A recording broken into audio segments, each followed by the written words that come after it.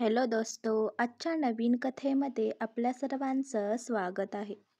आजच्या नवीन कथेचं नाव आहे आई की मावशी. निशा देशमुख 12वीच्या फॉर्मसाठी शाळेत गेली होती. तिला फार उत्सुकता होती कारण हा तिच्या आयुष्यातला पहिला मोठा टप्पा होता.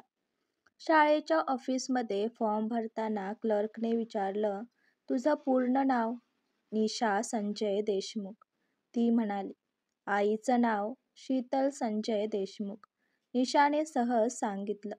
क्लर्कने जुनं सर्टिफिकेट पाहून थोडं कपाळावर आठ्या आणल्या.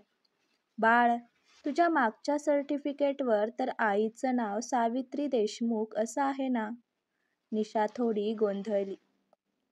नाही मॅडम, माझ्या आईचं नाव शीतल आहे.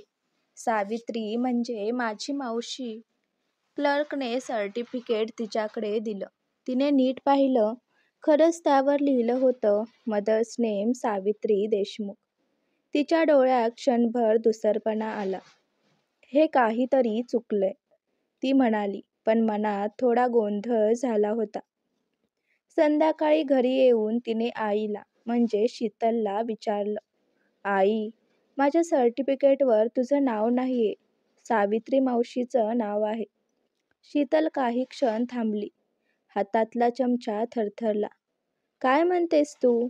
तिने हसण्याचा प्रयत्न केला. शाळेचं काहीतरी चुकलं असेल. पण निशाने सर्टिफिकेट पुढे धरलं. हे बघ, शाळेचा शिक्काही आहे. त्या क्षणी घरातलं वातावरण जड झालं. आजी हॉलमध्ये होती. तिने दूरवरून ऐकलं आणि हळूच आत गेली. शीतलने निशाला म्हटलं, हे सगळं नंतर बोलूया. तू आत्ता अभ्यास कर. पण निशाच्या मनात शंकेचं बी रुजलं होतं. दुसऱ्या दिवशी निशाने आजीला विचारलं, आजी, माझ्या सर्टिफिकेटवर मावशीचं नाव कसं आलं? आजीने नजर चुकवली.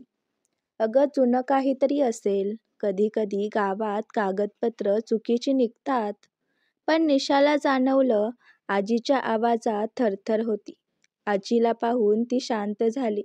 पण तिच्या मनात प्रश्नांचा भडका उडाला होता. त्या रात्री निशाला झोप लागली नाही.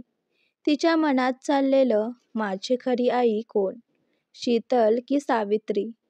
पुढच्या आठवड्यात निशा आपल्या वडिलांसोबत संजय देशमुख सोबत गावाला गेली.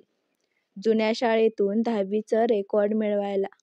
तेव्हा हेडमास्टर म्हणाले, हो, इथे लिहिलं आहे आईचं नाव सावित्री देशमुख. निशा हादरली. मग माझं नाव कधी बदललं? आमच्या रेकॉर्डनुसार नाही बदललं, हेडमास्टर म्हणाले. पण पुढच्या फॉर्मपासून तुझं नाव निशा शीतल देशमुख झालं. कदाचित पालकांनी अर्ज केला असेल. निशाने शीतलकडे पाहिलं. शीतल खाली बघत होती. डोळ्यात पाणी होतं. रात्री घरी परतल्यावर निशाने आईला विचारलं, आई, मला सगळं खरं सांग. कोण आहे माझी खरी आई? शीतल काही बोलली नाही. ती शांत बसली. फक्त म्हणाली, तुला आजीशी बोलायला हवं. त्या शब्दांनी निशाचं हृदय धडधडू लागलं. ती सरळ आजीकडे गेली. आजी, तू मावशी माझी आई आहे का? आजीने डोळे मिटले. काही क्षण शांतता. मग ती म्हणाली, हो बाळ, तीच तुझी खरी आई आहे. निशाच्या डोळ्यातून अश्रू वाहू लागले. पण मग आई? शीतल? आजीने हळू आवाजात सांगायला सुरुवात केली. तुझा जन्म झाला तेव्हा तिचं आयुष्य तुटलं होतं. निशा, ती म्हणाली, तुझे खरे वडील म्हणजे सावित्रीचा म्हणजेच तिचा नवरा एका अपघातात गेला. ती एकटी, गरीब आणि त्यामध्ये ती आजारी पडली. त्यावेळी तिची धाकटी बहीण शीतल, जिचं लग्न झालं होतं पण तिला मूल नव्हतं, ती दररोज तिच्याकडे जात असे. तिनेच म्हटलं, ताई, तू बरी होईपर्यंत मी निशाला सांभाळते. पण ती रुग्णालयात गेल्यावर परिस्थिती अशी झाली की तिला वाटलं की ती स्वतः जगणार नाही. तिने तिच्या नावावर सगळी कागदपत्र करून दिली, तिच्या मुलीचं आयुष्य वाचावं म्हणून. निशा रडत होती. म्हणजे तिने मला मावशीकडे सोडलं? नाही ग. तुला चांगलं आयुष्य द्यायचं होतं. शीतलने तुला आपल्या लेकरासारखं वाढवलं. कारण समाज काय म्हणेल ह्याची सगळ्यांनाच भीती वाटली. शीतल खोलीत आली. दोघींचे डोळे भरलेले. निशा, शीतल म्हणाली, मी तुला माझं सगळं आयुष्य दिले. पण कधी तुला तुझ्या खऱ्या आईपासून दूर ठेवायचं नव्हतं. आम्ही दोघींनी मिळून हा निर्णय घेतला आहे. निशाने शीतलला मिठी मारली.